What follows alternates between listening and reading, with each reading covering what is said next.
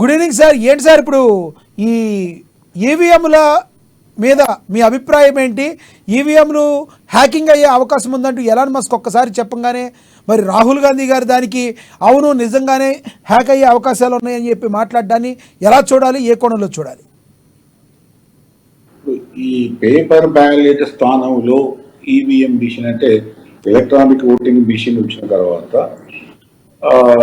ప్రతి ఎలక్షన్ తర్వాత కూడా ఇటువంటి సందేహాలు కానీ ఇటువంటి విషయాల మీద కూడా ఒక విధంగా వాదోపవాదాలు జరగడం, రకరకాలుగా విషయాలు కూడా ముందుకు రావడం జరుగుతుంది.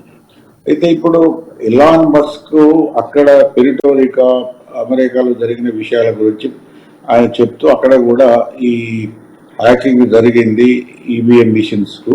ఈవీఎం మిషన్స్లో సేఫ్టీ లేదు, హ్యాకింగ్ అనేది ఆఖరికి ఆ చంద్రశేఖర్తోనే ఆయన యొక్క వాదన ఆర్గ్యుమెంట్ ఎంత దూరం ఏంటంటే nothing is impossible to hack, అంటే ఎలక్ట్రానిక్ వ్యవస్థ, ఇంటర్నెట్ వ్యవస్థ ఇవేవైతున్నాయో ఇందులో ఏ దాన్ని కూడా హ్యాక్ చేయకుండా ఆపడం అన్నది ఈ వ్యవస్థలో సాధ్యం కాదంటే అఫ్ కోర్స్ అని ఆయన చంద్రశేఖర్ కూడా ఒప్పుకోవడం జరిగింది. అయితే విషయం ఏంటంటే ఇప్పుడు ఈ ఎలక్ట్రానిక్ మిషన్స్ యొక్క మిస్యూజ్ ఎవరికి జరుగుతుంది? ఇప్పుడు మనకు ఇది ఒక అంటే ఒక విషయం, ఒక ఆస్పెక్ట్ లేదా ఒక కోణం ఏంటంటే ఎలక్ట్రానిక్ అంటే ఈవీఎంలు అసలు హ్యాక్ కావడానికి కానీ దురుపయోగం చేయడానికి కానీ వీలుంటుందా అన్నది ఒక సమస్య, దానికి ఒక సమాధానం కావాలి. రెండో వైపు ఏంటంటే ఈ హ్యాక్ చేయడానికి కానీ లేకపోతే దీన్ని దుర్వినియోగం చేయడానికి కానీ ఎవరికి అవకాశాలు ఎక్కువ ఉంటాయి? ఇప్పుడు ఉదాహరణకు ఎలక్షన్స్ కండక్ట్ చేసేది ఎలక్షన్ కమిషన్ ఆధ్వర్యంలో జరుగుతుంటుంది. ఎలక్షన్ కమిషన్ స్వతంత్రంగా ప్రతిపత్తితోని రాజ్యాంగం ప్రకారమే దాన్ని ఏర్పాటు చేయడం జరిగింది. దానికి కొంత స్వయం ప్రతిపత్తి కూడా ఉన్నది. ఒకప్పుడు శేషన్ గారు ఉన్నప్పుడు దాదాపుగా ఆయన శేషన్ గారు ఏ లెవెల్ కంట్రోల్ చేయగలిగినట్టే ఎలక్షన్ కానీ ఎలక్షన్ వ్యవస్థను కానీ అప్పుడు బ్యాలెట్ పేపర్ ఉండేది. ఆ విధంగా ఉంటే తర్వాత ఎలక్షన్ కమిషన్స్ ఆ లెవెల్ పనిచేయలేదని అనేక విమర్శలు రావడం, ఈ ప్రస్తుతం ఉన్న ఎలక్షన్ కమిషన్ల మీద కూడా ప్రభుత్వాల యొక్క ఒక కొంత మేరకు అజమాయిషో లేకపోతే కొంత మేరకు వాళ్ళ యొక్క ప్రభావం ఉన్నదని కూడా రకరకాలుగా చెప్పడం జరుగుతుంది. అయితే ఇక్కడ విషయం ఏంటంటే ఇప్పుడు ఎవరికి హ్యాకింగ్ స్కోప్ ఉంటుంది ఇక్కడ? ఇప్పుడు ఎలక్షన్ కమిషన్ ఎవరు ఇన్ఫ్లుయెన్స్ చేయగలుగుతారంటే ఉదాహరణకు మనం మామూలుగా చెప్పదలుచుకున్నప్పుడు అధికార పార్టీలో ఉన్న వాళ్ళు చేయగలుగుతారు. అంటే ఎలక్షన్ కమిషన్కు కొంత కేంద్ర ప్రభుత్వానికి దగ్గర సంబంధం ఉంటుంది కాబట్టి కేంద్ర ప్రభుత్వం చేసే అవకాశం ఉన్నదా? అయితే మొన్నటి 2024 ఎలక్షన్లో కేంద్ర ప్రభుత్వం కానీ లేకపోతే అప్పుడున్న బీజేపీ ప్రభుత్వం కానీ ఇప్పుడు వాళ్ళ అధికారంలో కొనసాగుతున్న బీజేపీ ప్రభుత్వం కానీ హ్యాక్ చేయడానికి ఏమైనా చేసిందా? లేదా ఆయా రాష్ట్ర ప్రభుత్వాలు ఎక్కడైతే అధికారంలో ఉన్నాయో వాళ్ళు అక్కడ ఆయా రాజకీయ యంత్రాంగం, అంటే రాజకీయ యంత్రాంగం అంటే ప్రభుత్వ యంత్రాంగంలో ఉన్న ఐఏఎస్లు కానీ లేకపోతే మిగతా స్టాఫ్ కానీ ఎలక్షన్లో కండక్ట్ చేసిన మిగతా స్టాఫ్ కానీ ఎవరైనా ఇన్వాల్వ్ అయినరా? అట్లా కాకుండా మొత్తానికి అసలు ఈ ఈవీఎంలో ఈ ప్రోగ్రామింగ్ అంటే ప్రతిదీ కూడా ఎలక్ట్రానిక్స్లో ప్రోగ్రామింగ్తో నడుతుంది. ఇప్పుడు ఈవెన్ ఎలక్షన్ కూడా ఇప్పుడు మనం బటన్ తొక్కగానే ఇప్పుడు కాంగ్రెస్ పడాలంటే కాంగ్రెస్ పడుతుంది, బీఆర్ఎస్ పడాలంటే బీఆర్ఎస్ పడుతుంది, బీజేపీ అంటే దీనంతా కూడా ఒక ప్రోగ్రామింగ్ తయారు చేస్తారు. అంటే ఇప్పుడు ఎలక్ట్రానిక్స్లో కానీ ఐటీలో కానీ సాఫ్ట్వేర్ కానీ హార్డ్వేర్ కానీ అంటే ఒక ప్రోగ్రామింగ్ అంటే దాన్ని తయారు చేసి పెడితేనే దాని ప్రకారమే నడుస్తుంది. అయితే ఇప్పుడు చాలా మంది అనుమానాలు వ్యక్తం చేసిందంటే ఈ ప్రోగ్రామింగ్ తయారు చేసే వాళ్ళు కూడా మనుషులే కదా, ఆ మనుషులను కూడా ఏదో ఒక విధంగా లోపాయకారిగా వాళ్ళని లొంగ తీసుకొని ఈ ప్రోగ్రామింగ్లో ఏదో ఒక ఎలక్షన్స్ అయ్యేటప్పుడు ఏం జరగకపోవచ్చు, కానీ ఎలక్షన్స్ తర్వాత కూడా దాన్ని ఏమైనా చేసే అవకాశాలు ఉన్నాయి. ఇట్లా రకరకాలుగా ఉన్నాయి. ఒకప్పుడు నేను చెప్తాను మీకు, 1977లో ఇందిరాగాంధీ గారు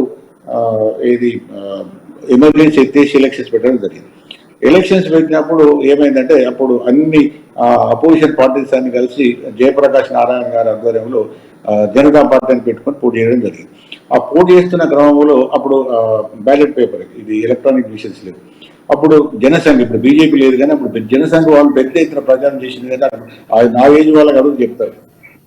ఎక్కడ మనం పోస్టల్ బ్యాలెట్ మీద మనం ముద్ర వేసినా కూడా అది ఏ పార్టీకి వేసినా కూడా అది కాంగ్రెస్ పార్టీ మీదనే ఆ గుర్తు మీదే పడుతుంది అని కూడా చెప్పడం జరిగింది.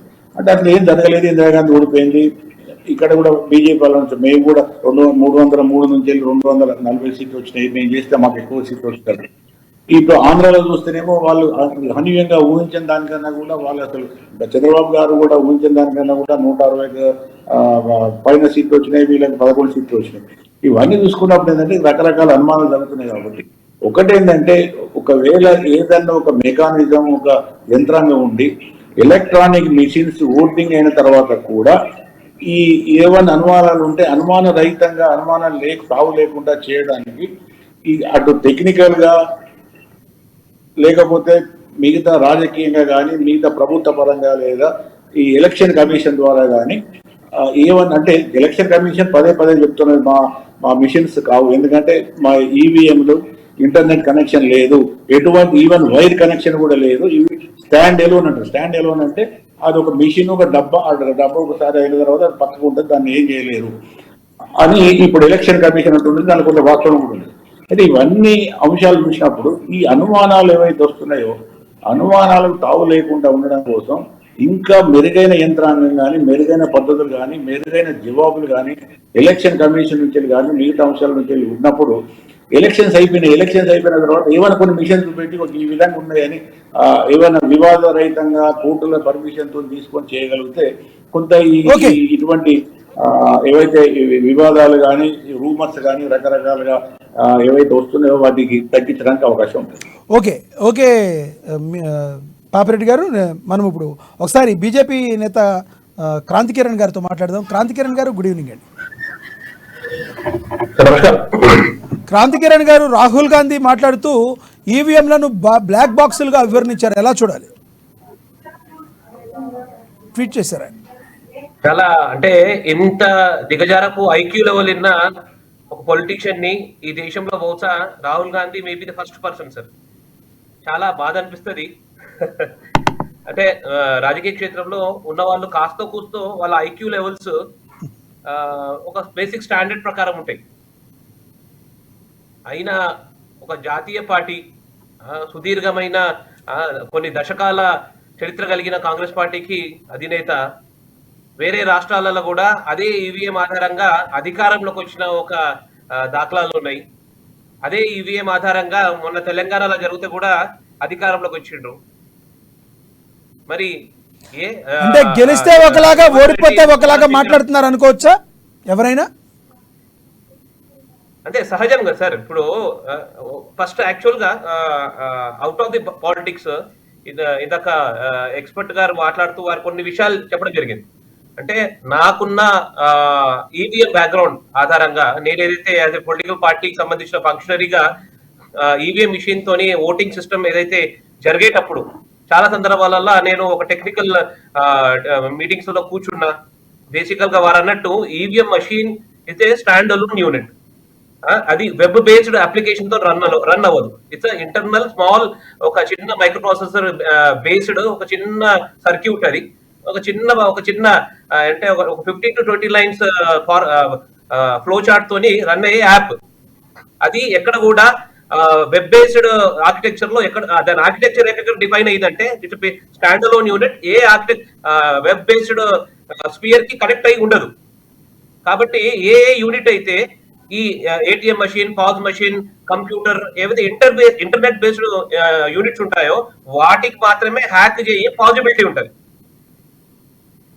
ఈ EVM machine stand alone machine run by a single microprocessor. దానికి ఎక్స్టర్నల్ గా టచ్ చేసి త్రూ ఈథర్ కానీ అంటే వైర్లెస్ మోడ్ లో దాన్ని టచ్ చేసే అవకాశమే లేదు. కాబట్టి ఇంకొకటి మనం ఎవరైతే ఓటు వేశారో ఆ ఓటు వేసిన ప్రింట్ కూడా వస్తుంది ఇక్కడ మనకి భారత్ లో అయితే.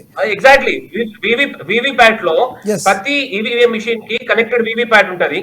ప్రతి ఓటు వేసిన తర్వాత కూడా దాని ప్రింట్ వివిప్యాట్ లో ఒకటి జమ అవుతుంటది.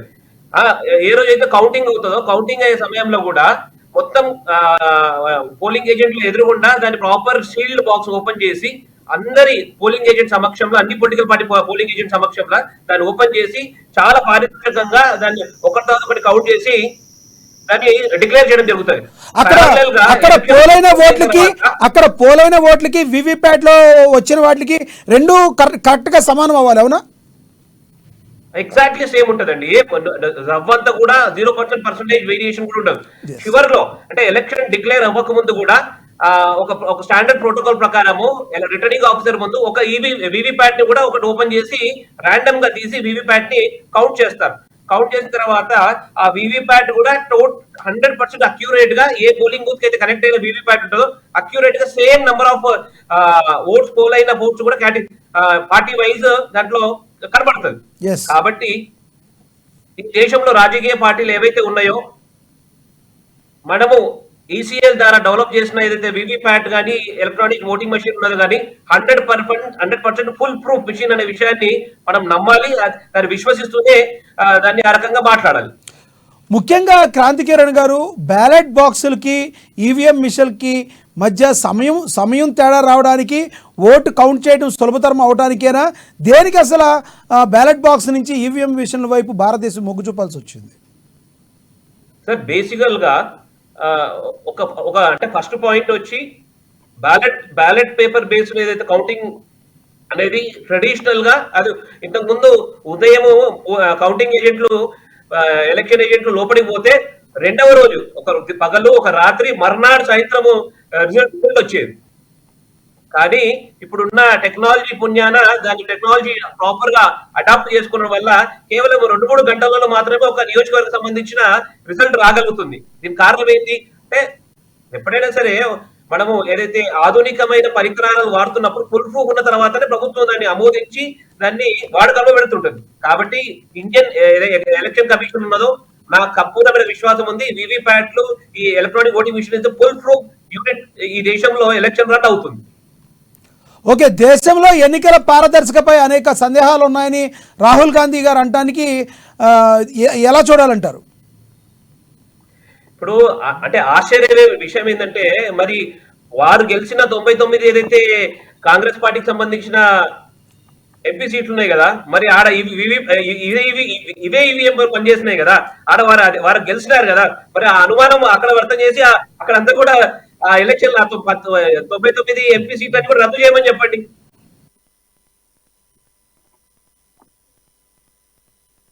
మనతో బీఆర్ఎస్ నేత రామ్మోహన్ గారు ఉన్నారు, ఆయనతో మాట్లాడదాం. రామ్మోహన్ గారు, good evening sir. Good evening, నమస్తే. రామ్మోహన్ గారు, ఎన్నికల సంఘం తక్షణమే స్పందించాలి, ఎవరికైనా ఏమన్నా సంఘం గురించి తక్షణమే దృష్టి సారించాలని, ప్రజలకి ఏమన్నా అనుమానాలు ఉంటే వాటిని నివృత్తి చేయాలని రాహుల్ గాంధీ డిమాండ్ చేయడాన్ని ఎలా చూడాలి? ఎన్నికల వ్యవస్థలో జవాబుదారీతనం లోపిస్తే ప్రజాస్వామ్యానికి అది పెను ప్రమాదమని రాహుల్ గాంధీ ట్వీట్ చేశారు. ఎలా చూస్తారు రాహుల్ గాంధీ గారి ట్వీట్ని? ఇప్పుడు రాహుల్ గాంధీ గారి నుంచి ఇంతకంటే ఎక్కువ మనం ఊహించలేమండి. ఎందుకంటే మరి డిఎన్ఏ రక్తమే విదేశీ, ఆ విదేశీ పోకడలు, విదేశీ పార్టీ ఆ యొక్క డిఎన్ఏ మారితే గానీ ఇది మారదు. కానీ ఖచ్చితంగా కాంగ్రెస్ పార్టీకి సంబంధించినటువంటి పెద్ద నాయకులు ఆయన ఈ రోజు అనుకుంటున్నాడు, ప్రజలందరూ చూస్తున్నారు దేశం మొత్తం. ఇది కేవలం ఈవీఎం రాజకీయ ఆరోపణ కాదు, పూర్తిగా దేశ సార్వభౌమత్వాన్ని కించపరచడమే. రాహుల్ గాంధీ గారు చదువుకున్నట్టయితే కాంగ్రెస్ పార్టీ విదేశీ, వాళ్ళ రక్తం విదేశీ, తల్లి విదేశీ, ఆయన విదేశీ. ఈ రోజు పర్సనల్ గా విషయం తీసుకుంటే భారతదేశంలో 2 కోట్ల మంది జనాభాలో ఉంటే కూడా 50% అబో మహిళలు ఉన్నారు. ఇక్కడ వారికి అమ్మాయి దొరకలేదు, విదేశీ మహిళలు ఎవరు తిరుగుతా ఉన్నారు ఆయన అంటే ఆలోచన చేయండి మీరు. ఎందుకు వ్యక్తిగత విమర్శలు అంటే వారి పరిస్థితి దేశ సార్వభౌమత్వానికి కించపరచడం ఏది? ఒక ఎన్నికలు పారదర్శకంగా జరగాలి, బూత్ క్యాప్చరింగ్ జరగొద్దు, రిగ్గింగ్ జరగొద్దు, బ్యాలెట్ బాక్స్ లో ఇంకులు పోసి బ్యాలెట్ పేపర్లు తగలబెట్టి బ్యాలెట్ డబ్బాలు ఎత్తుకుపోయి ఈ 5 దశాబ్దాల పాటు దేశాన్ని పరిపాలించిన కాంగ్రెస్ పార్టీ చేసిన మొత్తం చరిత్ర అందరూ తెలుసు. కాబట్టి ఇవన్నీ దీంట్లో మార్పు తీసుకురావాలి. ఎన్నికల విధానంలో ఇట్లా మోసపూరితం జరుగుతుంది, కుట్రలు జరుగుతున్నాయి, బూత్ క్యాప్చరింగ్ జరుగుతుంది. ఎప్పుడైతే మనం పేపర్ లో ఓట్ వేసినప్పుడు అందులో ఇంకు పోసేవాళ్ళు. ప్రపంచ సంపన్నుల్లో ఒకరైన ఎలాన్ మస్క్ చేసిన ట్వీట్ ను ఆధారంగా చేసుకుని రాహుల్ గాంధీ గారు ఈ రకంగా మాట్లాడతాన్ని ఎలా చూడాలి? మనకు భారతదేశానికి సంబంధించిన వ్యక్తి ఎవరో బయటి వ్యక్తి ట్వీట్ చేస్తే మన ఎన్నికల గురించి, మన యొక్క ఎన్నికల కమిషన్ గురించి వీరు దాన్ని సమర్థించాల్సింది పోయి వారికి కొంత వాడుతూ అవును కరెక్ట్ అని మాట్లాడేది ఎంతవరకు సమంజసమైనది?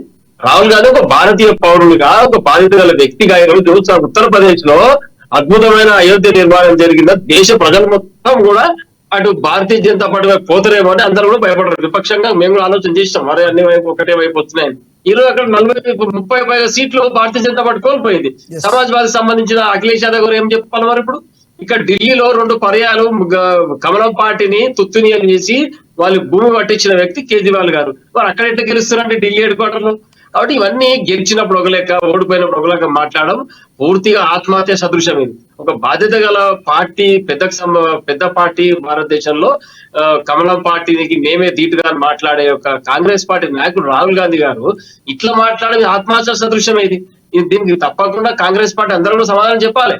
ఒక స్వతంత్ర ప్రతిపత్తి గల సంస్థ ఎన్నికల కమిషన్ వారి యొక్క పూర్తి స్థాయిలో ఎన్నికల సమయంలో అన్ని అధికారాలు వాళ్ళ చేతిలోకి తీసుకొని, అధికారులు ఎవరైతే అక్కడ ఉన్న అధికార పార్టీకి అనుకూలంగా వ్యవహరిస్తున్న అనుమానం వస్తే వాళ్ళు ఇమీడియట్ గా ట్రాన్స్ఫర్ చేసి అన్ని శాఖలు వాళ్ళ చేతిలోకి తీసుకొని వాళ్ళు సుపీరియర్ గా ఉంటూ ఎన్నికలను నడిపిస్తా ఉంటే పారదర్శకంగా ఇట్లా మాట్లాడడం ఎంతవరకు సమంజసం? ఇది భారతదేశంలో ఉన్నటువంటి మేధావులు కానీ ఓటర్లు కానీ ఎవరికి కూడా ఈ అనుమానం, ఎవరైతే ఆరోపణ చేస్తే ఓటర్ చేయాలి. ఎందుకంటే ఓటు వేసిన తర్వాత వివిప్యాట్ మిషన్ లో ఒక 15-20 సెకండ్ల పైగా మనం ఓటు వేసిన సింబల్ స్లిప్ మనకు ఐడెంటిఫికేషన్ కనిపిస్తుంది క్లియర్.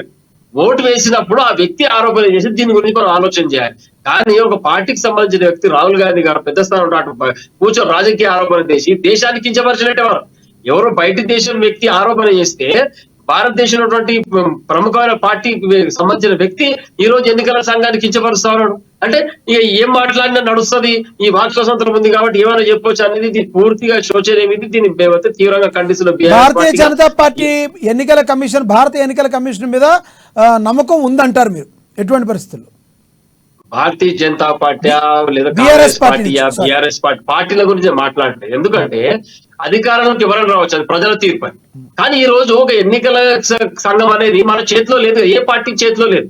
స్వయం ప్రతిపత్తి గల సంస్థ అది. ఒక జిల్లా ఎస్పీని ట్రాన్స్ఫర్ చేస్తున్నారంటే మరి ఎట్లా చేయగలుగుతారండి? ఆ కోర్టు సంబంధించిన వాళ్ళు ఆ రోజు అధికారాలు ఎప్పుడైతే వాళ్ళకి ఎన్నికల కమిషన్ కల్పించిందో దాన్ని పూర్తి స్థాయిలో వాళ్ళు వినియోగిస్తూ ఎక్కడ అనుమానం వచ్చినా అధికారులను ట్రాన్స్ఫర్ చేస్తారు నిర్దాక్షిణ్యంగా.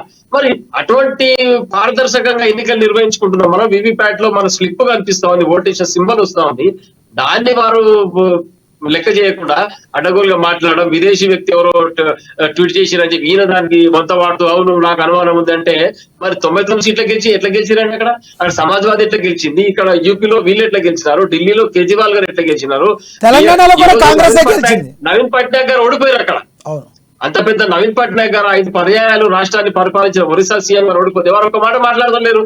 అంటే వారికి ఉన్న అవగాహన, వారి ఆలోచన ఉంది కాబట్టి వారి నమ్మకం ఉంది దేశ సార్వభౌమత్వం పైన, ఈ ఎన్నికల సంఘం పైన. కాబట్టి ఒక్క మాట కూడా వారు మాట్లాడలేదు. మరి అంత పెద్ద మనిషి 5 సార్లు ముఖ్యమంత్రి చేసిన వ్యక్తి, అనుభవజ్ఞుడు మాట్లాడకపోగా ఈయన ఇంతవరకు ఏమో వెలుగబెట్టిన వ్యక్తి ఇలా మాట్లాడితే ఎట్లండి? అలా ఇటువంటి వ్యాఖ్యలు దీన్ని పూర్తిగా వెనక్కి తీసుకోవాలి, క్షమాపణ చెప్పాలి భారతీయ పౌరులందరికీ కూడా. ఎందుకంటే దేశ సార్వభౌమత్వం గురించి కించమర్చి మాటలు ఇవన్నీ. నువ్వు రాజకీయ కూడా రాజకీయ ఆరోపణ చేయొచ్చు, భారతీయ జనతా పార్టీ గురించి మాట్లాడొచ్చు, కమ్యూనిస్టుల గురించి మాట్లాడవచ్చు, బీఆర్ఎస్ గా మా గురించి మాట్లాడవచ్చు, ఏమైనా మాట్లాడవచ్చు. ఈ రోజు రేవంత్ రెడ్డి గారు తెలంగాణ రాష్ట్ర అధికారంలోకి వచ్చారు. ఎట్లా వచ్చిరండి? మరి ఇదే మిషన్ ట్యాంపరింగ్ చేసి వచ్చిరా? మరి దీని గురించి సమాధానం చెప్పాలి రాహుల్ గాంధీ గారి.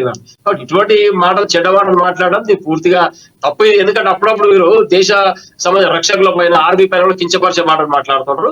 దీన్ని కూడా మేము తీవ్రంగా ఖండిస్తాం. ఇటువంటి మాటలు బంద్ చేయాలి. ఒక దేశం గురించి వచ్చినప్పుడు పార్టీ సంబంధం లేదు, రాజకీయం సంబంధం, అందరూ ఒకటే.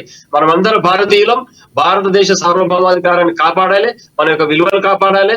మనం పోయి పక్క దేశంలో మాట్లాడేటప్పుడు అత్యంత విలువతో మాట్లాడాలి. మీరు పక్క దేశం పోయి కూడా భారతదేశం గురించి కించపరిచే మాటలు మాట్లాడతారు. మన రాజకీయ అంశాలు వేరే దేశం పోయినప్పుడు మాట్లాడే అవసరం ఏముంది దీనికి? కాబట్టి ఇటువంటి వాక్యాలు దీన్ని పూర్తిగా ఖండిస్తున్నామండి. ఇది రాహుల్ గాంధీ గారితో 100% తప్పి. ఏంటి క్రాంతి కిరణ్ గారు, బీఆర్ఎస్ నేత రామ్మోహన్ గారు మాట్లాడిన దాంతో మీరు ఏకీపిస్తున్నారా? సార్, ఒక స్పృహ ఉన్న రాజకీయ నాయకుల్లాగా రామ్మోహన్ అన్న మాట్లాడాడు. ఇప్పుడు సమాజంలో ఈ సమాజం పట్ల కాస్తో కూస్తో అవగాహన ఉండి సమాజ హితం కోసం, సమాజ బాగోగుల కోసం పనిచేసే రాజకీయ నాయకుల శ్రేణి కలిగిన వాళ్ళం మేమందరం.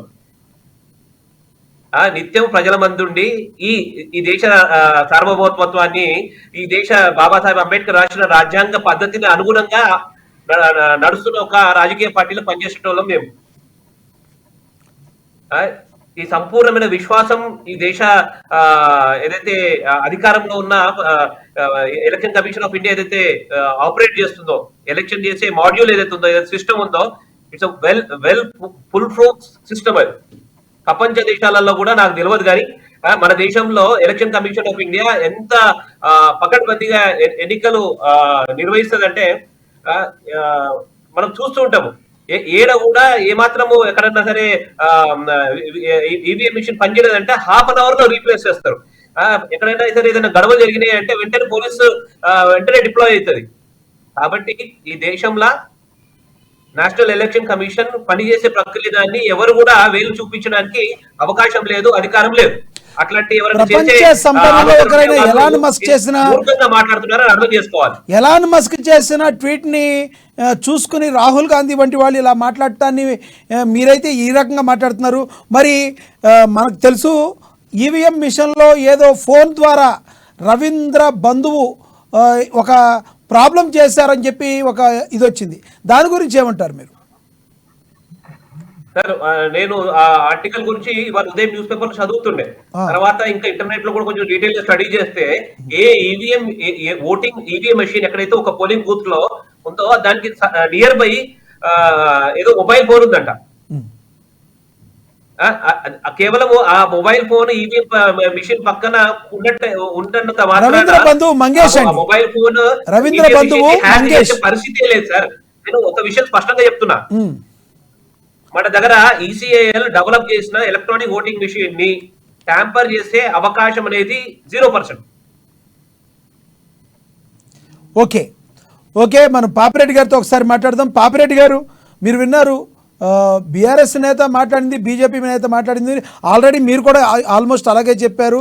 కాకపోతే మీరు కొంచెం ఒకసారి సరిచూసుకోవాలి, ఇంకొంచెం ప్రత్యామ్నాయ మార్గాలు ఏమైనా ఉన్నాయా అన్నట్టుగా మాట్లాడారు. ఇంకేమైనా ప్రత్యామ్నాయ మార్గాలు ఏమైనా ఉన్నాయంటారు, లేకపోతే ఈవీఎం మిషన్లోనే ఇంకొంచెం సరిగ్గా చూసుకుని ప్రజలకు మరింతగా చేకూర్చాలంటారా వాళ్ళకి?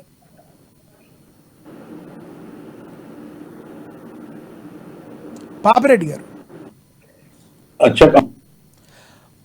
మీరు ఇందాక చెప్పినట్లుగా ఇప్పుడు బీఆర్ఎస్ నేత మాట్లాడింది మీరు విన్నారు, అదేవిధంగా బీజేపీ నేత బీజేపీ నేత మాట్లాడింది, బీఆర్ఎస్ నేత మాట్లాడింది విన్నారు. మీకు దగ్గరలోనే మాట్లాడారు వాళ్ళు కూడా. భారత ఎన్నికల సంఘం పర్ఫెక్ట్ గానే చేయడానికి అవకాశం ఉంది, హ్యాక్ అయ్యే అవకాశాలు భారతదేశంలో తక్కువ అని మీరు ఇందాక చెప్పారు. మరి ఈ విషయం కాంగ్రెస్ వాళ్ళకి ఎందుకు పట్టడం లేదు? ఇప్పుడు ఒక విషయం ఏంటంటే ఎలాన్ మస్క్ అంటే ఒక ఇంటర్నేషనల్ ఒక టెక్నిక్ అంటే టెక్కి అంటే ఆయన జవంతే కాదు, ఆయన ఒక టెక్నాలజీలో పెద్ద ఎక్స్పర్ట్ కాబట్టి ఆయన మాట్లాడిన దానితో రాహుల్ గాంధీ గారు కూడా ట్వీట్ చేయడం జరిగింది. అయితే ఇక్కడ విషయం ఏంటంటే ఇప్పుడు ఎలాన్ మస్క్ కూడా ఇండియన్ ఎలక్షన్స్ ఆయన కామెంట్ చేయలేదు. ఆయన పెరిటోరికా అక్కడ వేరే దగ్గర జరిగిన దాంట్లో ఆ ప్రిలిమినరీలో కొంత జరిగిందని చెప్పడం జరిగింది. కానీ ఇప్పుడు రాహుల్ గాంధీ గారు కూడా ఇట్లా జరిగింది, ఇట్లా జరుగుతున్నది, అవకాశాలు ఉన్నాయి అన్నది ఇప్పుడు ఇది ఒక రాహుల్ గాంధీ గారే చేయలేదు. ఇప్పుడు దాదాపుగా చాలా సంవత్సరాల నుంచి కూడా ఈవీఎంల ఏవైతే ఎలక్షన్స్ జరుగుతున్నాయో, ఎలక్షన్ జరిగిన తర్వాత ఏదో విధమైన వివాదాస్పదము రకరకాలుగా చర్చలు జరగడం ఇది జరుగుతున్నది. కొత్త విషయం ఇవాళ రాహుల్ గాంధీ గారు కొత్తగా ట్వీట్ చేసి కాదు, అంతకుముందు కూడా వివాదాలు కూడా జరిగినాయి. అయితే ఇక్కడ విషయం ఏంటంటే ఇంతకుముందు చెప్పినట్టు మళ్ళీ చెప్తున్నాను, ఒకటేంటంటే ఎలక్షన్స్ జరిగిన తర్వాత ఓటింగ్ తర్వాతనే ఈ వివాదాలు ఎక్కువ వస్తున్నాయి. ఎలక్షన్స్ జరిగే టైంలో కానీ ఎలక్షన్ జరిగే టైంలో ఈవీఎంలు ట్యాంపరింగ్ అవుతున్నాయి, లేకపోతే ఒక ఓటు పడుతున్నది, లేకపోతే ఓటర్గా మేము వేసినప్పుడు అక్కడ మాకు అట్లా ఆ ఓటు మేము బట్టను ఒకవేళ ఉదాహరణకు కాంగ్రెస్ విన ఆయన ఓటు వేసిండు, ఆ కాంగ్రెస్ సింబల్ కన్నా వేరే సింబల్ వచ్చింది అని అట్లా కంప్లైంట్ చేస్తే బాగానే ఉంటుంది. కానీ ఎలక్షన్ ముందు కానీ ఎలక్షన్ జరుగుతున్న టైంలో కానీ ఈ కంప్లైంట్స్ తక్కువ వస్తున్నాయి. ఈ కంప్లైంట్స్ ఎప్పుడు ఎక్కువ వస్తున్నాయి అంటే ఈ కౌంటింగ్ తర్వాతనే ఇవి ఎక్కువ జరుగుతున్నాయి. మీరు జాగ్రత్తగా గమనిస్తే నేను ఏ పార్టీలతో సంబంధం లేదు, లేకపోతే పొజిషన్ సపోర్ట్ అది కాదు. అయితే ఇక్కడ ఇంతకుముందు చెప్పినట్టుగా ఈ ఎలక్షన్ తర్వాత కూడా ఈవీఎం మిషన్లలో కూడా కొన్ని కనీసం శాంపుల్ గా డిమాన్స్ట్రేట్ చేసి అంటే టెక్నికల్ గా ఫీజిబుల్ అయితే ఇవి ఎట్లాంటి పరిస్థితుల్లో కూడా హ్యాక్ చేయడానికి కానీ హ్యాకింగ్ అనేది లేదు. హ్యాకింగ్ అనేది ఏమో నెట్ కనెక్షన్ ఉంటుంది. అయితే ఇక్కడ హ్యాకింగ్ అంటే లేదు, ఏమంటున్నారంటే ఎలక్ట్రానిక్ మిషన్స్ ను ఆ ప్రోగ్రామింగ్ మ్యానిపులేట్ చేస్తున్నారు, ఏదో కొంత జరుగుతున్నది. ఆ ఎలక్షన్ కౌంటింగ్ టైం వరకు ఎలక్షన్లు వేసిన రోజు కన్నా కూడా కౌంటింగ్ వచ్చే వరకు ఏదో ఒక పార్టీకి ఎక్కువ ఓట్లు వస్తున్నాయి, మిగతా వాళ్ళకి తక్కువ వస్తున్నాయి. ఇది మీ ప్రధానమైన ఆరోపణ. మీరు అందరూ, మీ రాజకీయ నాయకులు కూడా అందరూ ఉన్నారు కాబట్టి మీ పార్టీల వాళ్ళు చాలా మంది చేసే ఆరోపణ, ఓడిపోయిన వాళ్ళు కానీ గెలిచిన వాళ్ళు కానీ రకరకాల సందర్భాలలో ఓడిన వాళ్ళు గెలిచిన వాళ్ళు ఉన్నారు, గెలిచిన వాళ్ళు ఓడిన వాళ్ళు ఉన్నారు. కాబట్టి రాజకీయ నాయకులు అందరూ కూడా ఇదే విధమైన ఆరోపణలు. ఓకే పాపిరెడ్డి గారు, మీ దగ్గరికి మళ్ళీ వస్తాను నేను. మనతోటి కాంగ్రెస్ నేత ఆచార్య గారు జాయిన్ అయ్యారు, ఆయనతో మాట్లాడదాం. ఆచార్య గారు గుడ్ ఈవినింగ్ అండి. Sir good evening sir. ఏంటి ఆచార్య గారు, కాంగ్రెస్ అగ్రనేత రాహుల్ గాంధీ గారు ఈవీఎంలను బ్లాక్ బాక్సులుగా అభివర్ణించారు. మరి ఈ రోజున తెలంగాణలో మీరు ప్రభుత్వంలో ఉన్నారు, మరి మీరు అంతకుముందు కూడా ఈవీఎంల మిషన్ల ద్వారానే ప్రభుత్వాన్ని స్థాపించారు. మరి కొత్తగా ఈ రోజున ఈవీఎం మిషన్లు ఏదో ఎలాన్ మస్క్ మాట్లాడిన మాటకి భారత ఎన్నికల వ్యవస్థ మీద ఈ రకంగా మాట్లాడటం ఎంతవరకు కరెక్ట్ అని చెప్పి బీజేపీ, బీఆర్ఎస్ ఏంటి మిగతా ఎక్సెప్ట్ కాంగ్రెస్ తప్పితే మిగతా అన్ని రాజకీయ పార్టీలు దీన్ని వ్యతిరేకిస్తున్నాయి రాహుల్ గాంధీ గారు మాట్లాడిన మాటల్ని. ఎలా చూస్తారు మీరు? సార్ 2014లోనే 2014 పార్లమెంట్ ఎన్నికలు అనేది జరిగింది.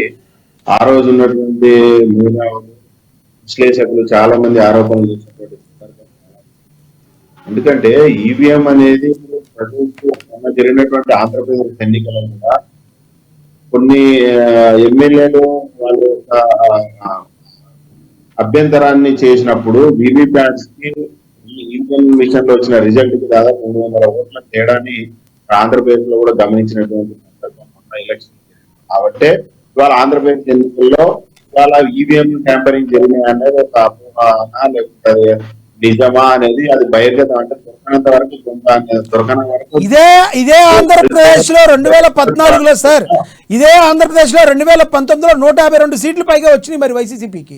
అంటే వాళ్ళకు వచ్చినప్పుడేమో ఈవీఎంల మిషన్లు కరెక్ట్ గా పనిచేస్తున్నాయి, ఆపోజిట్ వాళ్ళకి ఇంకో 4-5 సీట్లు ఎక్కువ వస్తే ఈవీఎం మిషన్ లో తేడాలు వచ్చినాయి అంటూ ఎంతవరకు కరెక్ట్ అంటారు?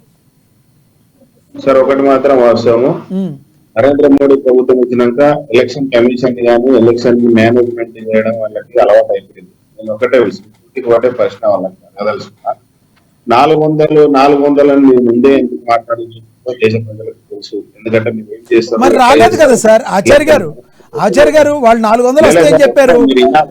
కాదు ఒక్క మాట మీరు అన్నదా ఏం లేదు, మీరే మాట్లాడండి. 400 వరకు వస్తాయని ఎక్స్పెక్ట్ చేశారు. అసలు వాళ్ళు ప్రభుత్వాన్ని డైరెక్ట్గా స్థాపించలేకపోయారు, మిత్రపక్షాలందరితో కలిపి ప్రభుత్వాన్ని స్థాపించాల్సిన పరిస్థితికి వచ్చారు. మరి ఏకంగా బాలరాముడి విగ్రహ ప్రతిష్టాపన ఎక్కడైతే జరిగిందో అయోధ్య, అక్కడే బీజేపీ పార్టీ ఓడిపోయింది. మీ పార్టీ వాళ్ళతో కానీ ప్రతిపక్షాలన్నిటితో కానీ చివాట్లు తింటున్నారు ఈ రోజున. మరి ఇలాంటి సిచ్యువేషన్లో మరి హ్యాక్ అయిందని మాట్లాడటంలో, ఎన్నికల కమిషన్ సరిగ్గా బీజేపీ గుప్పిట్లో ఉందని మాట్లాడటంలో అర్థం ఉందంటారా? 100% ఉంది సార్. వాళ్ళు 400 అనేది దేశ ప్రజల్ని మభ్య పెట్టడానికి, మీడియాని మేనేజ్ చేయడానికి, వీళ్ళు ఈవీఎం మిషన్లు ఏ విధంగా ట్యాంపరింగ్ చేసారు, ఎక్కడ చేసారు, ఎక్కడ ఉంది వీళ్ళ యొక్క సంస్థ, ఆర్ఎస్ఎస్ లో ఎట్లా వీళ్ళ యొక్క సంస్థ ఉంది, దాంట్లో ఎంతమంది చేస్తున్నారు అనేది 2014 నుంచే విచారణ కొనసాగుతుంది. కాకపోతే వాళ్ళ ప్రభుత్వం వాళ్ళ చేతిలో ఉంది, మీడియా వాళ్ళ చేతిలో ఉంది, నేషనల్ జాతీయ సంస్థలన్నీ వాళ్ళ చేతిలో ఉన్నాయంటే బయటకు రావట్లేదు. వాళ్ళ కేసీఆర్ అధికారంలో 10 ఏళ్ళు ఉన్నప్పుడు ఏమీ జరగలేదు. ఎందుకంటే రాష్ట్ర ప్రజలకు అంతా మొత్తం అలోవైకుంఠం ఇచ్చిండు. దాని తర్వాత ఏం జరిగిందన్న సంగతి రాష్ట్ర ప్రజలు తెలుసుకున్నారు. కాబట్టి అలా పార్లమెంట్ ఎన్నికల్లో చేసింది. కాబట్టి మరి తెలంగాణలో ఎందుకు చేయలేదు సార్? తెలంగాణలో మీ ప్రభుత్వం కాకుండా బీజేపీ అదే రకంగా చేసుకుంటే ఎక్కువ సీట్లు వచ్చాయి బీజేపీకి. తెలంగాణలో కాంగ్రెస్ కి ఎందుకు ఇచ్చారు మరి? సార్ ఒకటి మాత్రం వాస్తవము, ఆ రోజు సర్వేల ప్రకారం ఆ రోజు ప్రజల్లో ఉన్నటువంటి ప్రభుత్వాన్ని మార్చాలి, అవినీతి ప్రభుత్వం ఇవాళ దోచుకొని దాచుకొని రాష్ట్రాన్ని అప్పులపాలు చేసింది. ఆ భావోద్వేగంలో ఉన్నప్పుడు ఒకటే సింపుల్ చెప్తాను సార్, ఇక్కడ వస్తది అన్నప్పుడు చేస్తే దాన్ని ప్రజలు నమ్ముతారు, రాదు అన్న చోట చేసినప్పుడు 100% ఈ దేశంలో ఉన్నటువంటి అన్ని రాజకీయ పార్టీలకు అందరూ తీసుకొచ్చారు అనుమానం వస్తుంది. ఎక్కడైతే మనకు వస్తుంది అనుకున్నప్పుడు నువ్వు 5 వచ్చిన కాడ 15 వచ్చినా కూడా ఏం ప్రాబ్లం లేదు. కానీ మీరు ఒకటే దేశంలో చూడండి, 200కు దాదాపు 100కు పైగా కేవలం 1000 ఓట్ల మెజార్టీతోనే ఎంపీలు గెలిచడం జరిగింది బీజేపీ. మీరు వస్తదే రాదు అంటున్నారు ఆచార్య గారు ప్లీజ్, మీరు వస్తదే రాదు అంటున్నారు కానీ ఏ రాజకీయ పార్టీ మేము ఓడిపోతున్నామని ముందు చెప్తున్నారు? ప్రతి రాజకీయ పార్టీ లాస్ట్ వరకు మేమే గెలుస్తున్నామని చెప్తున్నారు. అప్పుడు వస్తదే రాదు అనేది ఎలా తెలుస్తుంది? ఎగ్జిట్ పోల్స్ కూడా అన్ని కరెక్ట్ అయ్యే ఛాన్సులు లేవు ఈ రోజుల్లో. లేదు వాస్తవం, ఎగ్జిట్ పోల్స్ కూడా అందనంత స్ట్రాటజిక్ గా వాళ్ళ ఈ దేశాన్ని ఏలే ప్రయత్నం చేస్తుంది. ఒకటి మాత్రం వాస్తవం సార్, ఏదైనా గెలిచే చోట వాళ్ళు చేస్తారు 100% అది వాస్తవం. గతంలో ఇదే వైసీపీ వాళ్ళకి అనుకూలంగా ఉంది, వాళ్ళు చేయాల్సినారు చేసుకున్నారు. ఇక్కడ కేసీఆర్ అనుకూలంగా ఉన్నారు, ఆ రోజు ఏం చేయాలన్నా చేసినారు. వాళ్ళ తెలంగాణలో బీజేపీ వస్తే ప్రజలు నమ్మరు కాబట్టి ఇక్కడ కాంగ్రెస్ ఉంది కాబట్టి ఇక్కడ చేయలేదు కాబట్టి ఆ రోజు అసెంబ్లీ ఎన్నికల్లో చేయలేదు. ఓవరాల్ గా అన్ని పార్టీలకెల్లా కాంగ్రెస్ పార్టీ ఒకటే మంచి పార్టీ అంటారు మీరు. పార్లమెంట్ ఎన్నికలే ఇంపార్టెంట్ వాళ్ళకి, ఎందుకంటే జాతీయ స్థాయిలో బీజేపీ ఏమి కాబట్టి వాళ్ళు పార్లమెంట్ ఎన్నికల్లో వాళ్ళు ఏం చేయాలో అది చేస్తారు. ఫ్రీక్వెన్సీస్ దాని సిస్టమ్ ఏముంది, దాని వ్యవస్థ ఏంటి, సమస్యలన్నీ వాళ్ళే ఉన్నాయి. ఏం చెప్పినా నమ్మరు. కానీ దేశంలో ఒకసారి మార్పు అనేది జరిగినప్పుడు వీళ్ళు అవినీతి బయటకు వచ్చే అవకాశాలు ఉంటాయి. కాబట్టి అధికారంలో వీళ్ళు ఉంది, పవర్ వీళ్ళు ఉన్నారు, వీళ్ళ అధికారులంతా వీళ్ళ చెప్పు చేతలు ఉన్నారు కాబట్టి, మీడియా వీళ్ళ చెప్పు చేతలు ఉంది కాబట్టి వీళ్ళు చేసినటువంటి ఏ ప్రక్రియ కూడా బయటకు వచ్చే అవకాశం లేదు. ఎప్పుడైనా ప్రభుత్వం మారినప్పుడు, ఇవాళ తెలంగాణలో ఏం జరిగింది, ప్రభుత్వం మారితే వీళ్ళు చేసిన అవినీతి ఎట్లా బయటపడింది, ఏపీలో ఇప్పుడు ప్రభుత్వం మారడం వల్ల వాళ్ళు చేసినటువంటి ఒక్కొక్కటి ఎట్లా బయటకు వస్తున్నాయి, సేమ్ అదే విధంగా నరేంద్ర మోడీ ప్రభుత్వం బీజేపీ ఇక్కడ భారతదేశంలో ఒకసారి మధ్య దిగినప్పుడే వీళ్ళు చేసినటువంటి అవినీతి బయటకు వచ్చే అవకాశాలు ఉన్నాయి. ఈవీఎం చేసిన ట్యాంపరింగ్ కానీ లేకపోతే ఇంకోటి కానీ ఇప్పుడు వాళ్ళ దొరకలేదు కాబట్టి దొరలా ఉన్నారు. దొరికితే దొంగ అవుతారు. ఆ దొరికే టైం వచ్చినప్పుడు ఆటోమేటిక్ గా దొరుకుతారు. ఇది కేవలం మీరు మాట్లాడిన దానికి క్రాంతికిరణ్ గారు సమాధానం చెప్తారు. క్రాంతికిరణ్ గారు ప్లీజ్ కంటిన్యూ.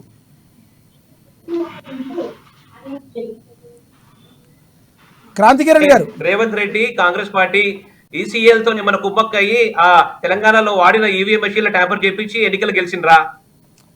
వాళ్ళు ఏమంటున్నారంటే ఇక్కడ ఆచార్య గారు, వాళ్ళకి కేంద్రంలో ఎన్నికలు పార్లమెంట్ సీట్లే ఇంపార్టెంట్ కానీ ఇవి ఇంపార్టెంట్ కాదు, ఇలాంటి వాటిని హ్యాక్ చేయరు కానీ కేంద్ర ఎన్నికలకి పార్లమెంట్ ఎన్నికలే హ్యాక్ చేస్తారు అంటున్నారు ఆచార్య గారు.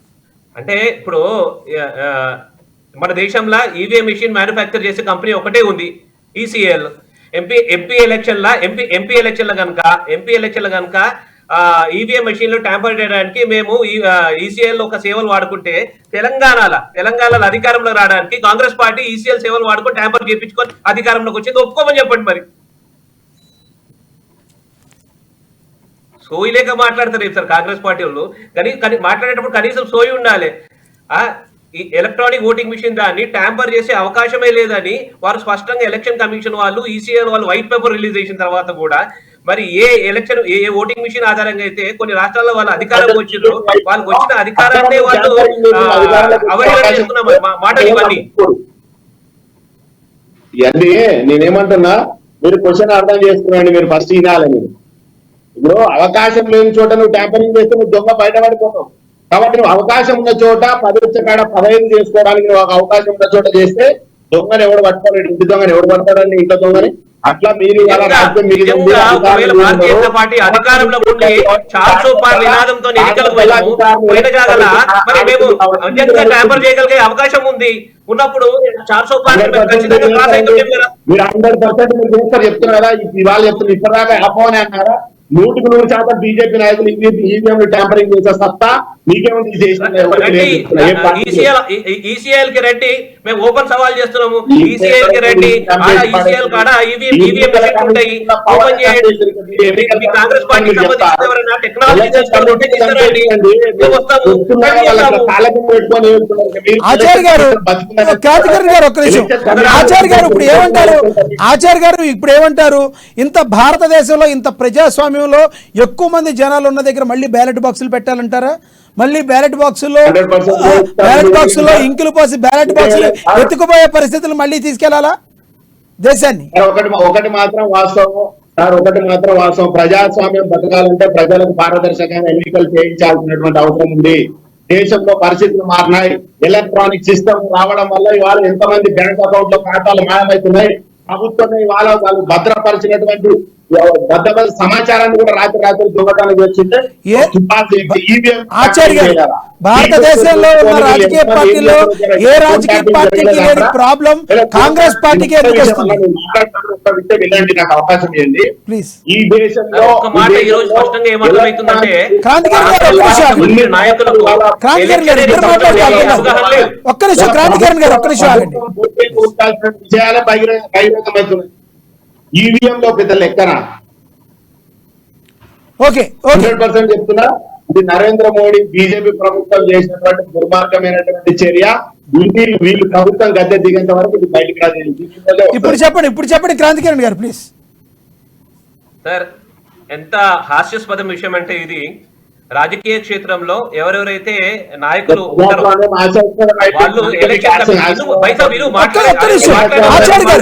ఆచార్య గారు మీరు మాట్లాడారు కదా, ఒక్క నిమిషం ఆగండి, సమాధానం చెప్పండి ప్లీజ్. కంటిన్యూ క్రాంతికిరణ్ గారు. మన దగ్గర ఎలక్షనీరింగ్ తెలంగాణలో ప్రత్యేకించి హైదరాబాద్ లో ఎలక్షన్ నిర్వహించే నోడల్ ఏజెన్సీ జిహెచ్ఎంసీ. ఆ జిహెచ్ఎంసీ కనుసైగలల్లా హైదరాబాద్ లో అన్ని పొలిటికల్ పార్టీస్ ని పిలిచి ఈవీఎం మిషన్లని స్ట్రాంగ్ రూమ్ నుంచి ఓపెన్ చేయించి మొత్తం ఎలక్షన్ ప్రక్రియ పూర్తయిన తర్వాత ఆ అన్ని పొలిటికల్ పార్టీ సంబంధించిన ప్రతినిధులు సంతకాలు చేసిన తర్వాత ఈవీఎం మిషన్ ని మళ్ళీ భద్రపరుస్తారు. ఇది ఒక స్టాండర్డ్ ప్రొసీజర్.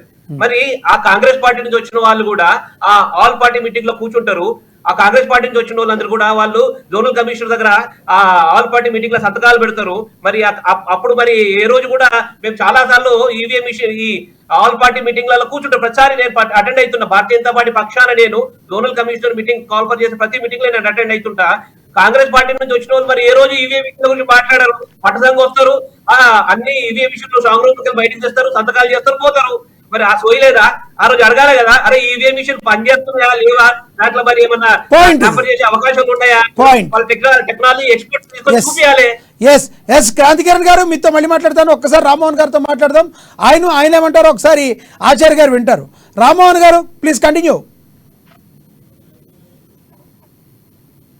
వీళ్ళ కాంగ్రెస్ పార్టీ నాయకులు కాదు, మీరు వాయిస్ కేవలం రాహుల్ గాంధీ గారిని మొత్తవాడిని వదిలిపెట్టాలన్నా వాస్తవం మాట్లాడానికి నేర్చుకోండి. ఫస్ట్ కనీసం మనం ఆలోచన చేయాలి, ఏం మాట్లాడుతున్నాం మనం. ఎన్నికల కమిషన్ ప్రశ్నిస్తారు మీరు, దేశ సార్వభౌమాన్ని ప్రశ్నిస్తారు మీరు, తెలంగాణ పైన ప్రేమ లేదు, దేశం పైన ప్రేమ లేదు. ఇందిరాగాంధీ ఏమో పాకిస్తాన్ లో మన యొక్క సైనికులు పోయి లాహోర్ ఆక్రమిస్తే దేశ సైన్యం వదిలిపెట్టకుండా వాపసు తీసుకొస్తుంది.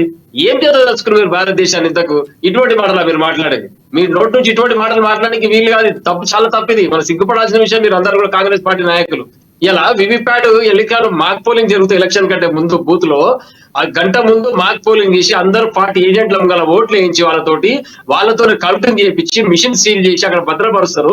దాన్ని మీరు సింపుల్ గా ఈ రోజు అవునండి అయిందండి, వాళ్ళు దొంగ ఓట్లు వేసుకొని గెలిచిరు, లేకపోతే వాళ్ళు ఈవీఎం ట్యాంపరింగ్ చేసిరు, ఎట్లా మాట్లాడే సిల్లీగా చదువుకున్న వ్యక్తులు మీరు కనీసం అవగాహనతో మాట్లాడాలి. మనం సిగ్గుపడాల్సిన అంశం ఇదంతా మీరు మాట్లాడే. ఎవరిని ప్రశ్నిస్తున్నాడు మీరు? ఈ రోజు స్వయం ప్రతిపత్తి గల సంస్థలు ఎన్నికల కమిషన్ పారదర్శకంగా ఎన్నికలు నిర్వహిస్తే మరి ఇవాళ కాంగ్రెస్ పార్టీ గెలిచిన దగ్గర ఏం జరిగిందండి? అంటే ప్రజలు మీకేమో ఓట్లు వేసారు, స్వతంత్రంగా ప్రేమతో ఓటేసి వేరే పార్టీ గెలుస్తేనేమో ఈవీఎం ట్యాంపరింగ్ జరిగిందా? ఇక రేవంత్ రెడ్డి ఎట్లా వచ్చిన అధికారంలోకి? కాంగ్రెస్ పార్టీ పుట్టగతులు లేకుండా భూస్థాపితమైనది. ఇలా మాట్లాడితే తెలంగాణలో టీఆర్ఎస్ పార్టీ మాట్లాడాలి ఈ రోజు.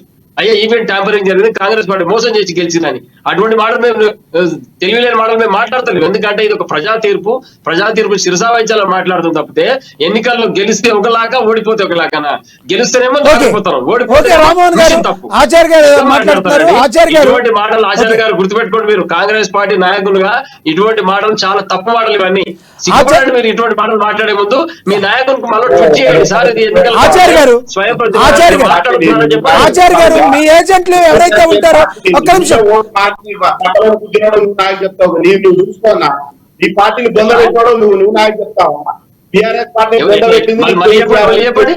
ఏముందండి? కాంగ్రెస్ పార్టీ మీద విదేశీ పార్టీ మీద ఆలోచన చేయండి. ఆ పార్టీ జెండా పడుకో తెలియనప్పుడు ఏ పార్టీ ఆలోచన చేసుకోండి. మీరు మీ చరిత్ర విదేశీ డిఎన్ఏ, కాంగ్రెస్ పార్టీ చరిత్ర విదేశీ డిఎన్ఏ.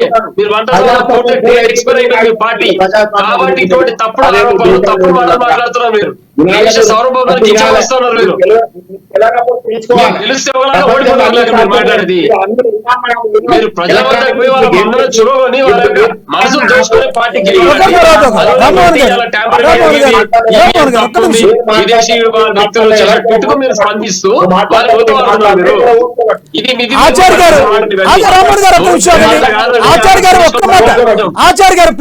ఆచార్య గారు ఒక్క మాట.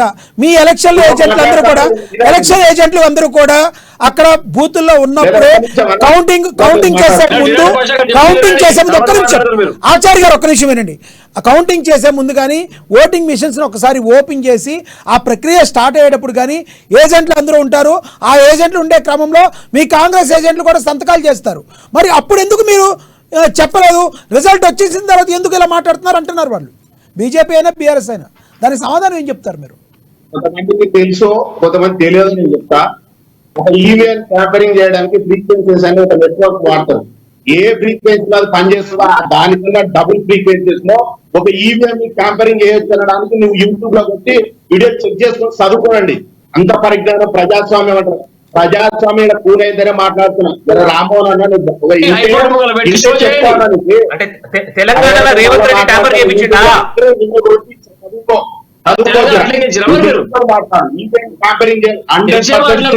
తెలంగాణలో రేవంత్ రెడ్డి ట్యాంపర్ చేయించిండా? నీకు అవుతుందా కాదా? నీకు నీకు అయితే ఓకే ఉంటే ఉండండి, లేకపోతే వెళ్ళిపోవాలి. రామ్మోహన్ గారు ఎందుకండి వ్యక్తిగతంగా ఎందుకు? రామ్మోహన్ గారు ఒక్క నిమిషం ఆగండి. రామ్మోహన్ గారు ఆయన అడిగిన తర్వాత మీరు మాట్లాడతారు కానీ ఆచార్య గారు కంటిన్యూ ప్లీజ్. ఆచార్య గారు కంటిన్యూ ప్లీజ్. ఇప్పుడు జరిగిందా జరగలేదు అనేది ఒక విషయం. ఎస్ జరిగిందో జరగలేదు ఎవరు చూడలేదు కాబట్టి ఎస్ దొరకలో దొంగ కాలేదు దొర. ఇంకొక విషయం 100% ఎలక్ట్రానిక్ ని దాన్ని ట్యాంపరింగ్ చేయడానికి వందల వేల ఉదాహరణలు ఉంటాయి, యూట్యూబ్ లో ఉంటాయి, కావాలంటే చెక్ చేసి. ఇంకొకటి ఈవీఎం ని ట్యాంపరింగ్ జరగలేదు సరే, మీరు ప్రజాస్వామ్యం మీరు బతికిస్తున్నారు, పదే ప్రజలు మిమ్మల్ని నమ్ముతున్నారు, ఓట్లేసిరు కదా.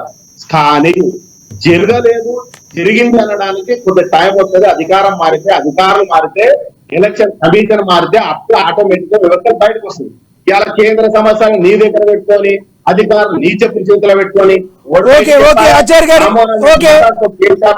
గారు మీరు మాట్లాడిన దానికి, రామ్మోహన్ గారు మాట్లాడిన దానికి ఇద్దరికి కూడా ఒకసారి బేరీజ్ వేసి పాపరెడ్డి గారు ఇస్తారు ఆన్సర్. ధర్మపాలన దేశాన్ని రాష్ట్రాన్ని 7,000 కోట్ల ఒక కాళేశ్వరం మించినావు, గొర్రెల పేరుతో 700 కోట్లు తిన్నావు.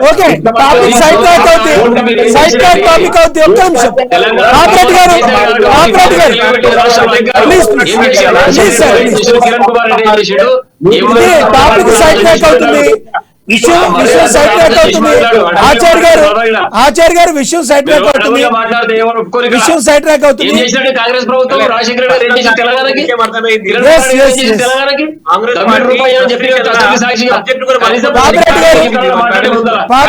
పాపిరెడ్డి గారు ఆచార్య గారు మాట్లాడింది విన్నారు. ఆచార్య గారు మాట్లాడింది విన్నారు. ఒకసారి మీరే రియాక్ట్ అవుతారామండి పాపిరెడ్డి గారు ప్లీజ్. ఇప్పుడు విషయాలు ఏంటంటే నేను ఇంతకుముందే చెప్తున్నా, ఒక నిమిషం ప్లీజ్ మీరు కొద్దిగా. పాపిరెడ్డి గారు కంటిన్యూ. నేను రాజకీయ నాయకుడు కాదు కాబట్టి నేను ఇదే ఒక మాట్లాడే 2 నిమిషాలు మీరు మీ అభిప్రాయం చెప్పుకోండి. ఒకటేంటంటే ఇక్కడ ఈ ఎలక్ట్రానిక్ మిషన్స్ లేదా ఇప్పుడు ఇక్కడ అధికార యంత్రాంగం ప్రభుత్వానికి అనుకూలంగా ఉంటుంది. అది ఎన్ని రాజకీయ పార్టీలకు అనుభవం. అయితే ఇక్కడ ఈ రాజకీయ పార్టీలకు అనుకూలంగా ఉన్నంత మాత్రాన అవి ఈవీఎంలు ట్యాంపరింగ్ వరకు పోతుంది అన్నది ఒక ప్రశ్న. అది ఆ ప్రశ్న వేసుకున్నప్పుడు ఏంటంటే ఈవీఎం మిషన్స్ ట్యాంపరింగ్ చేయడం అంటే ఈ ప్రభుత్వ యంత్రాంగం అంతా కూడా ఎలక్షన్స్ అయ్యే వరకు ఎలక్షన్ కమిషన్ ఆధ్వర్యంలో ఉంటుంది. తర్వాత వీళ్ళందరూ కూడా కెరియర్ ఉంటుంది. ఇప్పుడు ఉదాహరణకు మనం అనొచ్చు, ఇప్పుడు ఈవెన్ కేసీఆర్ ప్రభుత్వము స్పెషల్ ఇంటెలిజెన్స్ బ్యూరో పెట్టి మళ్ళీ 3వ అధికారం రావడం కోసం పెట్టేదని వాళ్ళే కన్ఫెషన్ స్టేట్మెంట్ ఇచ్చారు. మేము మళ్ళీ ఈ టీఆర్ఎస్ ప్రభుత్వాన్ని 3వ పట్టుకురావడానికి ప్రయత్నం చేసినామని చెప్పడం జరిగింది. అంత ప్రభుత్వం కేసీఆర్ గారికి ఆధిపత్యం ఉన్నా కూడా కాంగ్రెస్ పార్టీకి గెలవడం జరిగింది. అంటే ఇప్పుడు మ్యానిపులేషన్స్ అనేవి లేదా యంత్రాంగం యొక్క దుర్వినియోగం ఒక స్థాయి వరకే జరుగుతుంది. ఇప్పుడు అక్కడ కూడా ఏం చేశారు, ఆ పోలీస్ యంత్రాంగం అంతా కూడా అపోజిషన్ వాళ్ళకి డబ్బులు పట్టుకున్నారు.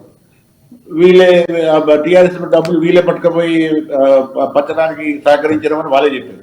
ఆ లెవెల్లో కొంత జరుగుతుంది. అధికార యంత్రాంగం కానీ ఈవెన్ సెంట్రల్ గవర్నమెంట్ కు ఉన్న అడ్వాంటేజ్ సెంట్రల్ గవర్నమెంట్ ఉంటాయి, అది ఎలక్షన్ కమిషన్ ద్వారా జరుగుతుందా, ఇంకొంత వాళ్ళకు అడ్వాంటేజ్ ఉంటుంది. కానీ వాళ్ళకు ఉన్నంత మాత్రాన పెద్ద ఎత్తున ఈవీఎంలు మార్చి మొత్తానికి ఇది రిజల్ట్స్ ను ప్రభావితం చేసి ఆ విధంగా చేయడం అనేది నా ఉద్దేశంలో సాధ్యం కాదు. ఒక నిమిషం, స్ట్రాంగ్ రూమ్ లకు పోతాయి. స్ట్రాంగ్ రూమ్ లో పోయిన తర్వాత అవి రిటర్నింగ్ ఆఫీసర్ అంటే దాదాపు కలెక్టరు లేకపోతే జాయింట్ కలెక్టర్ కంట్రోల్లో ఉంటాయి. తర్వాత దానికి పైన ఎలక్షన్ కమిషన్ ఉంటుంది. కాబట్టి నా ఉద్దేశం ఏంటంటే కొన్ని మ్యానిపులేషన్స్ జరుగుతాయి కానీ ఈవీఎంలు మొత్తానికి వ్యవస్థని మార్చి మొత్తం ఆ ఓట్లనే కింది చేసేంత వ్యవస్థ మాత్రం జరగదు. అది జరిగే అవకాశాలు కూడా లేవు. ఓకే ఓకే ఓకే ఆచార్య గారు కంక్లూడ్ చేయండి. ఆచార్య గారు కంక్లూడ్ చేయండి సార్. ఒకటి మాత్రం వాస్తవం, చెప్పండి సార్. ఏదైనా సరే దొరికినప్పుడే దొంగ అన్నట్టుగా దొరకనంత వరకు ఎవరైనా దొరలే. ఏదైనా కేంద్రంలో ప్రభుత్వం ఎప్పుడైనా ఒకసారి మారినప్పుడే దీని అవకతవకలు బయటకు వస్తుంది, అప్పుడు చేసినటువంటి అవినీతులు బయటకు వస్తాయి. ఏ విధంగా అయితే వాళ్ళ రాష్ట్రంలో ప్రభుత్వం మారినప్పుడు ఎట్లయితే బయటపడిందో గత ప్రభుత్వం చేసినటువంటి పనులు, సేమ్ అదే విధంగా దేశంలో కూడా ప్రభుత్వం మారినప్పుడు ఆ ప్రభుత్వం చేసినటువంటి కానీ అవినీతి కానీ అక్రమాలు కానీ ఏదైనా బయటపడే అవకాశం 100% అధికార పార్టీ ఉన్నాక రాష్ట్ర సంస్థలు కానీ ఎప్పుడు కూడా బయట పెట్టాడు. ప్రజాస్వామ్యంలో 60-70 ఏళ్ళు స్వతంత్రం వచ్చాకనే చూస్తున్నాం. ఇప్పుడు కూడా అవినీతి ఎప్పుడు బయటపడుతుంది? ప్రభుత్వాలు మారినప్పుడు, గత ప్రభుత్వం మీద అవినీతి మార్గం ఉన్నప్పుడు అది ఎంక్వైరీ చేసినప్పుడు నిజాన్ని బయటకు వస్తుంది. కాబట్టి ప్రజాస్వామ్యంలో ఈవీఎం కాదు పెద్ద సాఫ్ట్వేర్ లో దేశ భద్రతకు సంబంధించిన సిస్టమ్ ని హ్యాక్ చేసే పరిస్థితి వాళ్ళ టెక్నాలజీ. అటువంటిది చిన్న ఈవీఎం ని ఒక ఎలక్ట్రానిక్ పరికరాన్ని ట్యాంపరింగ్ చేయకపోవడం అనేది అది ప్రధాన విషయం కాదు. కాబట్టి దానికి ఇప్పుడు ఎగ్జామ్స్ లేవు జరిగి ఇప్పటిదాకా 10 ప్రభుత్వం వాళ్ళే ఉన్నారు, ఇంకా 5 వాళ్ళే ఉంటారు. కాబట్టి ఇప్పటిదాకా దాని మీద ఎటువంటి విచారణ జరగలేదు, ఎటువంటి ఎంక్వైరీ లేదు, ఎటువంటి దాని మీద చర్యలు తీసుకోలేదు. కాబట్టి పూర్తిగా నిర్ధారణ అయ్యే అవకాశాలు లేవు. కాబట్టి మళ్ళీ అధికారం ఇంకొకసారి చేంజ్ అయ్యి అధికార ప్రభుత్వాలు కేంద్రంలో మారినప్పుడే దాని మీద పూర్తి విచారణ జరుగుతుంది, నిజాలు బయటకు వచ్చే అవకాశం ఉంటుంది. ఓకే క్రాంతికిరణ్ గారు కంక్లూడ్ చేయండి సార్. ఒక్క విషయము స్పష్టంగా నాకేమనిపిస్తుంది అంటే, భారత్ జోడో యాత్ర పేరుతో రాహుల్ గాంధీ దేశమంతా కూడా పాదయాత్ర చేసిన తర్వాత నేను గెలవలేను అనే ఒక ఫ్రస్ట్రేషన్ కనిపిస్తుంది. ఐఎన్డి అలయన్స్ తోని ప్రధానమంత్రి అయిపోతాడని బహుశా రాహుల్ గాంధీ గారు కలలు కన్నారేమో. ఆ కళలన్నీ కూడా నీళ్ళు గారిపోయినాయి. కాబట్టి ఒక్క మాట నేను చెప్తున్నా, బాబాసాహెబ్ అంబేద్కర్ రాసిన రాజ్యాంగం ఆధారంగా వాళ్లకు ఆ ప్రజాస్వామ్య పద్ధతిలో 1999 ఏవైతే ఎంపీలు గెలిచిండ్రో దాన్ని ఒక గెలిచిన ఎంపీలను కాపాడుకుంటా ఒక ప్రధాన ప్రతిపక్షంగా ఈ దేశంలో ఒక మంచి రాజకీయ పార్టీగా వ్యవహరించుకుంటే కనీసం రాబోయే రోజులన్నా రాజకీయంగా వారికి ఒక భవిష్యత్తు ఉంటుందని నా అభిప్రాయం. ఓకే ఓకే రామ్మోహన్ గారు కంక్లూడ్ చేయండి. ఇప్పుడు భారతదేశంలో సుదీర్ఘంగా పరిపాలన చేసింది కాంగ్రెస్ పార్టీ. మరి వారు ఎన్నికల విధానంలో ఇలాంటి మార్పులు చేర్పు తీసుకురాలేదు, అభివృద్ధి మార్పులు చేర్పులు చేయలేదు, దాంట్లో కొత్తగా ఓటు విషయాలను ప్రవేశపెట్టలేదు. ట్యాంపరింగ్ ఈరోజు మాట్లాడితే ఎట్లా ఈ రోజు అత్యున్నత న్యాయ వ్యవస్థను వారు కించపరుస్తా ఉన్నారు, అత్యున్నత పార్లమెంట్ కించపరుస్తా ఉన్నారు, ఈ దేశం పైన అధికారులను కించపరుస్తా. ఎవరి మీద నమ్మకమే లేదు మీ కాంగ్రెస్ పార్టీకి ఎవరి మీద.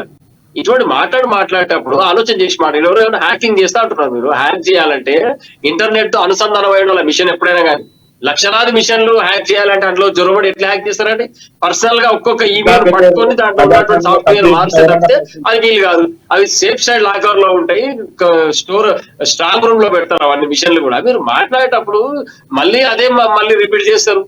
అవును మార్చొచ్చు జడ్జిమెంట్ చేస్తారేదండి. రేపు కాంగ్రెస్ పార్టీ సుదీర్ఘ పెద్ద పార్టీ భారతదేశంలో, రాహుల్ గాంధీ గారు మేధావులు చాలా మంది మీ పార్టీ అందరూ కలిసి చేయండి, సుప్రీంకోర్టు ముందు ఒక డెమో చేయండి, సుప్రీంకోర్టు ముందు ఒక డెమో చేయండి. ఈవీఎం తీసుకొచ్చి ఈ పలానా టెక్నీషియన్ పట్టుకొచ్చినాం, ఈ రోజుతో హ్యాక్ చేపిస్తాం, ఇది ఓపెన్ సవాల్ ఛాలెంజ్ అని చేయమండి. మీరు రాహుల్ గాంధీ గారు చెప్పండి. రేపు ఇటువంటి మాటలు మాట్లాడడం కనీసం ఆలోచన ఉండాలి మనకు. ఎట్లా హ్యాక్ చేస్తారండి మిషన్లు?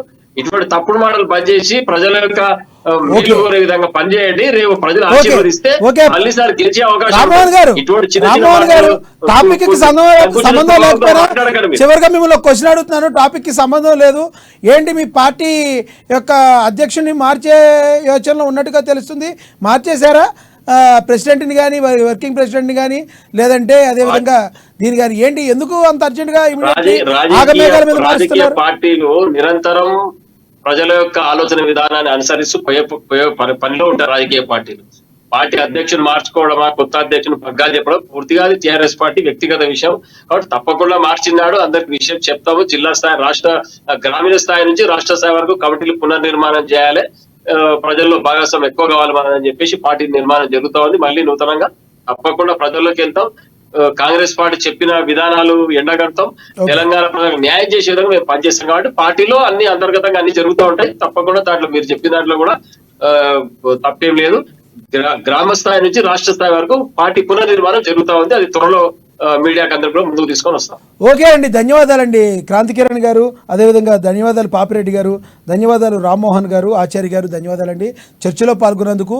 ఏదేమైనా ఈవీఎం మిషన్ల మీద భారతదేశంలో హ్యాక్ అవ్వడానికి అవకాశాలు తక్కువని, అదేవిధంగా మనకి ఇంటర్నెట్ కనెక్షన్ ఎలాగో ఉండదు కాబట్టి భారతదేశ ఈవీఎంలు సేఫ్ అని చెప్పి అనేక రాజకీయ పార్టీలు ఎలక్షన్ కమిషన్ మీద మాకు నమ్మకం ఉన్నాయనే మాటని మాట్లాడుతున్నప్పటికీ కాంగ్రెస్ పార్టీ మాత్రం ప్రస్తుతం ఈవీఎం మిషన్ల మీద మాకు అనుమానం ఉందని స్వయాన పార్టీ అధ్యక్షుడు ప్రధాన నేత రాహుల్ గాంధీ మాట్లాడుతూ ఈరోజు నా చర్చనీయాంశంగా మాట్లాడిన మాట వాస్తవం.